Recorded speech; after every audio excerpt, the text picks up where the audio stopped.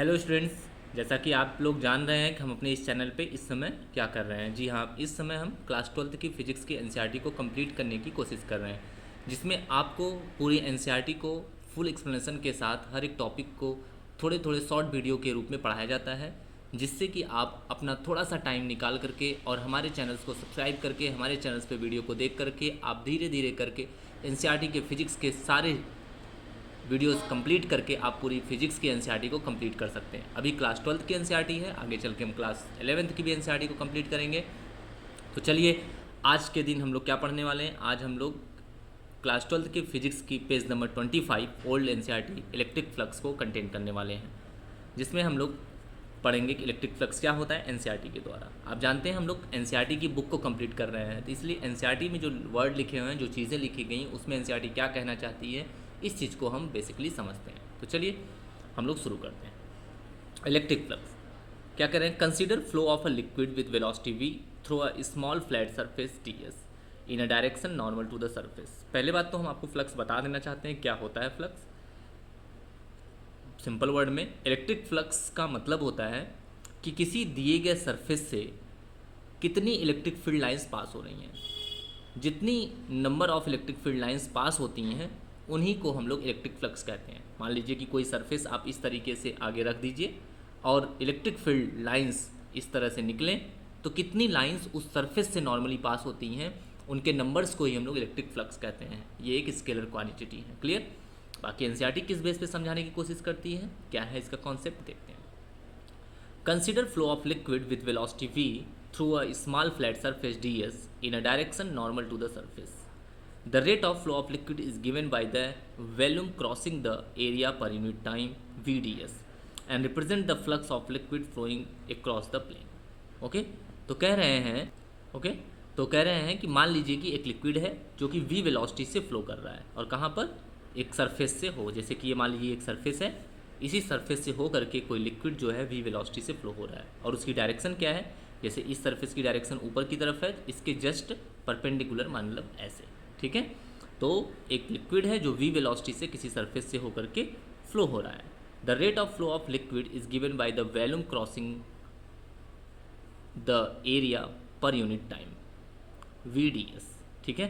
तो कह रहे हैं जो rate of flow of liquid है, मतलब लिक्विड के फ्लो होने की जो रेट है, मतलब किसी दिए गए टाइम में कितना लिक्विड फ्लो कर रहा है, उसको ये किस बात से रिप्रेजेंट कर रहे हैं, the volume crossing the area per unit time, ठीक है। कि वॉल्यूम क्रॉसिंग मतलब कितना लिक्विड की ये बात करें क्वांटिटी, ठीक है। वॉल्यूम क्रॉसिंग का मतलब कितना वह लिक्विड क्रॉस कर रहा है, ठीक है, दिए गए एरिया से पर यूनिट टाइम में। यानी यूनिट टाइम में दिया गया लिक्विड की मात्रा जो है, जो दी गई लिक्विड की क्वांटिटी है, वह दिए गए यूनिट टाइम में कितना एरिया क्रॉस कर रहा है, ठीक है। किसी दिए गए जैसे कि कितना लिक्विड, ठीक है, द वॉल्यूम क्रॉसिंग, ठीक है, कि जो rate of flow of liquid है वो बता रहे हैं कितना लिक्विड फ्लो कर रहा है, क्या उसके रेट फ्लो होने की रेट है कि कितने समय में कितनी लिक्विड है या इस फ्लो कर रही है। तो यह इस बात से डिसाइड कर रहे हैं कि कितना लिक्विड दिए गए एरिया से यूनिट टाइम में फ्लो होता है, ठीक है। उसको VDS से रिप्रेजेंट कर रहे हैं।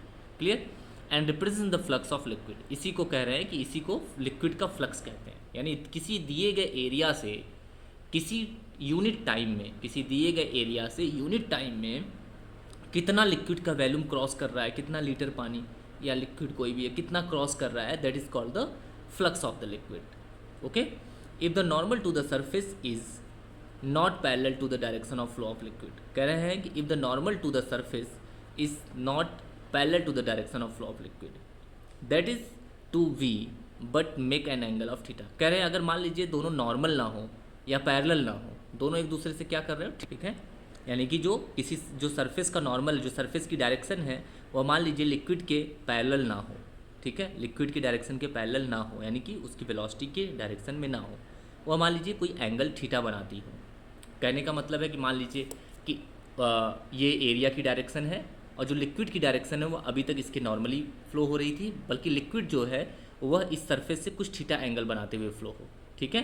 कहने का मतलब है कि आपको मैं बता सकता हूँ कि मान लीजिए कि इस तरीके से कि मान लीजिए ये एरिया की डायरेक्शन है और लिक्विड जो है वह इससे थीटा एंगल बनाते हुए फ्लो कर रहा है, ठीक है ना। मतलब इसके पैरेलल है ना तो इसके परपेंडिकुलर, वह थीटा एंगल बनाते हुए फ्लो कर रहा है सरफेस से। तो क्या होगा, सरफेस की डायरेक्शन ये है और लिक्विड इससे थीटा एंगल बनाते हुए फ्लो कर रहा है, तो ये कहने की कोशिश वो कर रहे हैं। Then the projection area in the plane of perpendicular V is V D S cos theta, तो ये क्या हो जाएगा, V D S cos theta हो जाएगा उसकी डायरेक्शन में उसका एंगल। इन सब चीज़ों को हम शॉर्ट में बताने की कोशिश अभी आपको करेंगे, और बाकी कोई नया अगर ऐसा कोई वर्ड आएगा तो उसकी मीनिंग को भी हम समझाएंगे।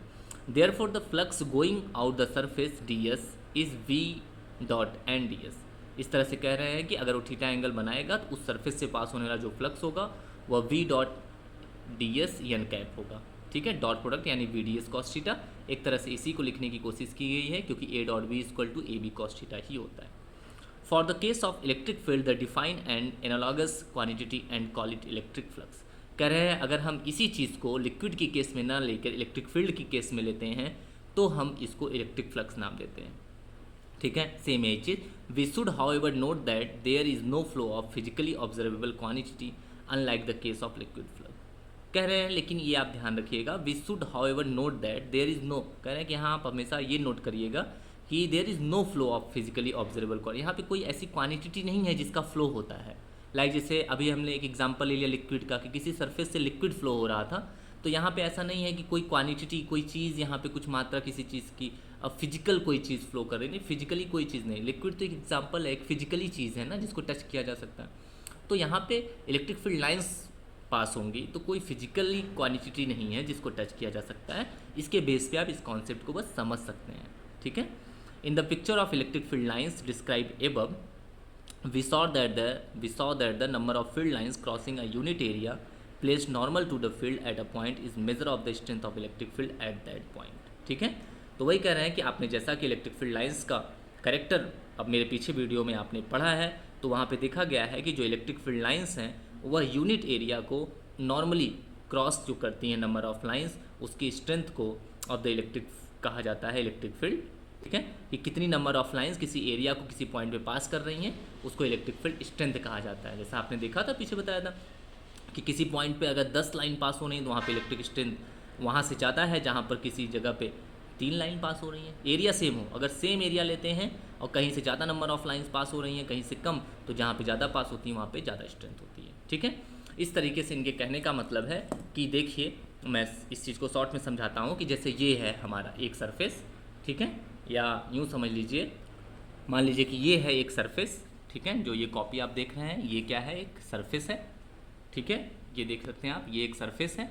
अब मान लीजिए सामने से अगर आप टॉर्च जलाते हैं, सामने से अगर आप टॉर्च जलाते हैं और इससे टॉर्च की रेज पास होती है, तो जितनी रेज इससे सरफेस से पास होंगी वही फ्लक्स होगा।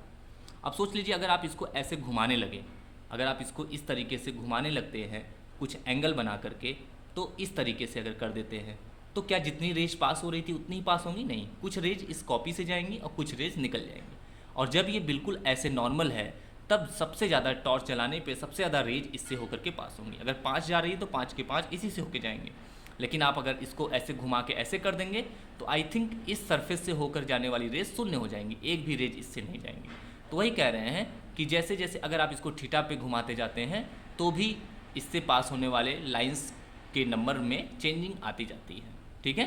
तो जो यहाँ पे फाइनली लिखा गया था ये थीटा पर भी डिपेंड करता है, लिखा गया था कि ये थीटा पर भी डिपेंड करता है। इसका मतलब ये हो गया कि जो इलेक्ट्रिक फ्लक्स होता है वह इलेक्ट्रिक फील्ड लाइंस पे डिपेंड करता है, कितनी फील्ड लाइंस पास हो रही हैं ऐसे, ठीक है। साथ ही साथ ये एरिया पे भी डिपेंड करता है कि जितना ज़्यादा एरिया होगा उतनी ज़्यादा लाइंस इससे पास होंगी।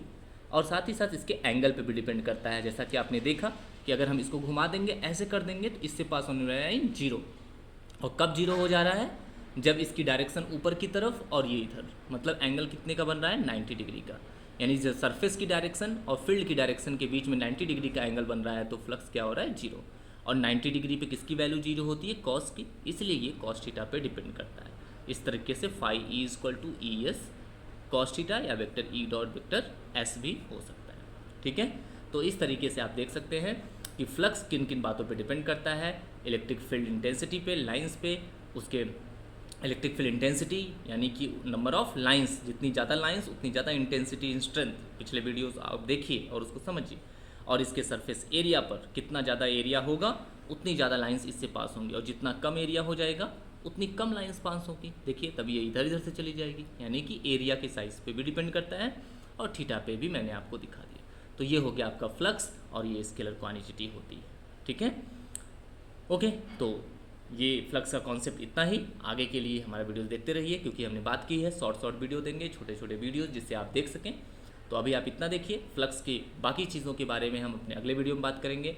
और हमारे वीडियो में कुछ गैप हो गया थोड़ी सी प्रॉब्लम की वजह से, लेकिन फिर से कंटिन्यू है, हमने कहा है पूरा देंगे तो पूरा देंगे। ओके, तो चलिए हम आगे मिलते हैं अपने नए वीडियो के साथ, फ्लक्स की आगे की कहानी लेकर और भी कॉन्सेप्ट के लेकर के।